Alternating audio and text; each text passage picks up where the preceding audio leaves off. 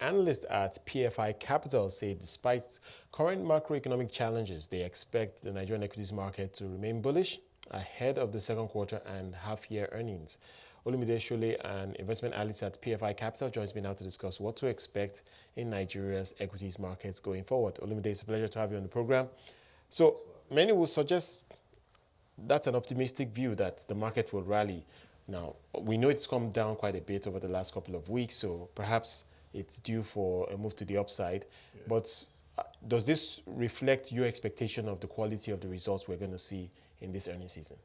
Yes, I would say so because firstly, the stocks are still fundamentally strong, although the macroeconomic situation of the country is what we have seen that have been driving the bearish sentiment that we have been recording month to date.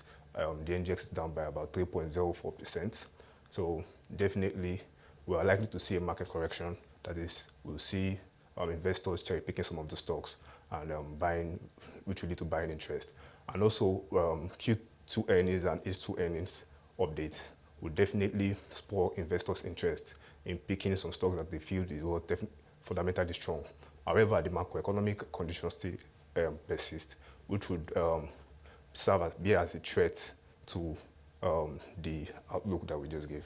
Which companies specifically are you really bullish about concerning their numbers and that could get the market moving in this third quarter? So we'll be looking at the companies in the oil and gas sectors. Definitely because of the geopolitical tensions in Russia, Ukraine, which has helped to keep oil prices above $100 per barrel. And oil price, the projection that oil price will continue to go higher. We're likely to see stocks in that sector rise significantly because these stocks are positively correlated to oil price. Also, in the consumer goods, we're likely to see bullish sentiment also in those sectors, stocks in those sectors. So definitely, based on that, we can make that outlook that bullish positive sentiment will continue to persist in the... But the macroeconomic conditions, according to your company, could still dampen investor sentiment. Yes. What do you think is most concerning about the macro story? Is it the inflation number or is it more of the growth story? The inflation numbers, number one, because inflation has continued to rise for 3 consecutive months now. The one that was recorded in May was 17.71, and is likely to even continue that trend. That trend is likely to continue because the inflation is imported and so on due to the increasing oil prices, which has led to rising diesel price, which has also affected operating cost of businesses, would likely impact the earnings of these companies. So if this impacts the earnings, we'll definitely see reduced earnings, which could spoil investors to leave those stocks because they're no more producing good earnings. But stocks that can pass on this cost to their consumers will definitely increase the price and continue to do well, regardless of those.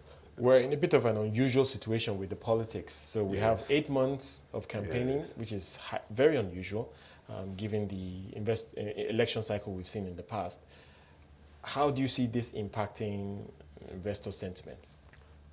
Definitely, we can see that from the FPI figures released by NGX yesterday, which showed that foreign investors' participation in the market have reduced to about 7.24%, and domestic investors are the ones that are really driving the market. I think the domestic investors stand about 92%. So definitely, that will continue to affect investors, that's foreign investors, because of the political risks. They will definitely be worth taking out funds and so on because they don't want to lose money. They would like to see how things play out before they come in. But domestic investors are still playing, they're still buying and selling this. All right, so let's get specific. So if you think that there's value in this market, which stocks are you aggressively recommending for investors now?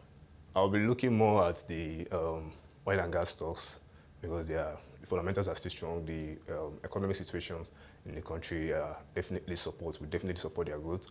And also, would that be Seplat? Seplat, and just to mention a few Also, consumer goods, we look at stocks like Nigerian breweries.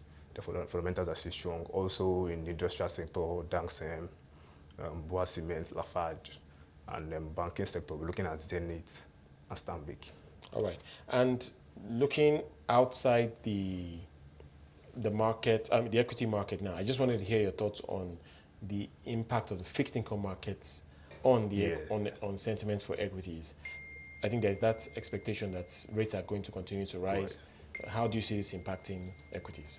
So that has definitely weighing bearish sentiment in the equity space, since when the CBN and Monetary Policy Committee hiked the rates to 30%, we have seen bearish sentiment recorded in the equity space. Like I mentioned earlier, month to date in the equity space is in red. That's about 3.04%, and this was majorly driven by the hiking rate by 150 basis points.